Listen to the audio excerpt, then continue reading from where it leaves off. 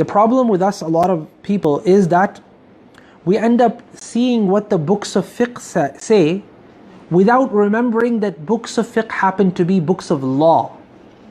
And we often, in our interactions with one another, we resort to books of law when we disagree, when there's a disagreement.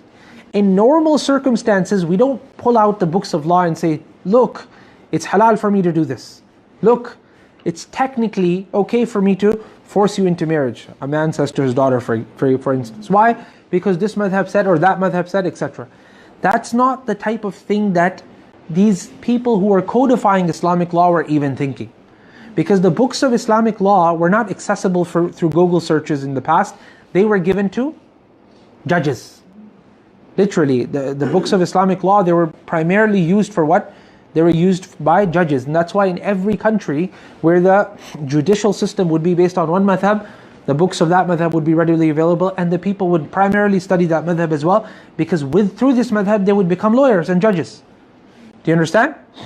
So you don't bring the letter of the law when we're dealing with practical real life situations. This is very, very important, because many parents, they end up forcing their daughters into marriage, just saying that technically, based on the letter of the law, I'm allowed to do this. And then the miskina, she goes through a lot of trouble within her life. She hates her father and hates her husband and hates everyone involved, because she was forced into marriage, right? So we say that leave the technicalities aside. Look at what the Prophet is saying. He's saying that a woman who has been in a relationship before, she's a ayyim or a thayyib, she is given the authority completely, i.e. she has the veto power if her father wants to get her married to someone else.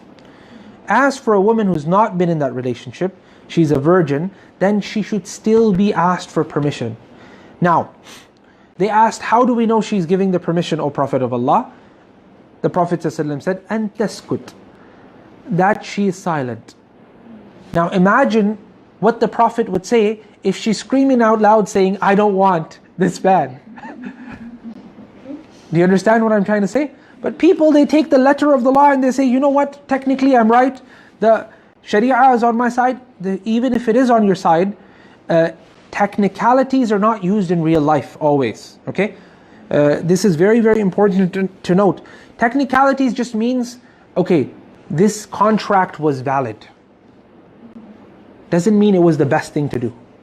Doesn't mean it was the most ethical thing to do. Doesn't mean there was the best interest for your daughter as well. That's why what I encourage is that if you have a daughter, then give them an opportunity to decide.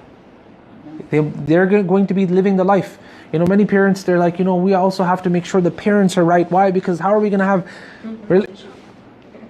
You're not going to have a very long relationship anyways with the parents. The daughter is going to be all the time with that husband, and the husband will be most of the time with that wife as well. So let them decide on their own. Even if you have a poor relationship with the parent-in-laws, it doesn't really matter. What matters is that the husband and the wife, they have a good relationship with each other. That's what matters. You don't have to play footsies with the parent-in-laws. Okay, you don't have to be buddies with them. It doesn't have, many times you think that they're going to be great people, but later on you get into a fight as well. So how do you know?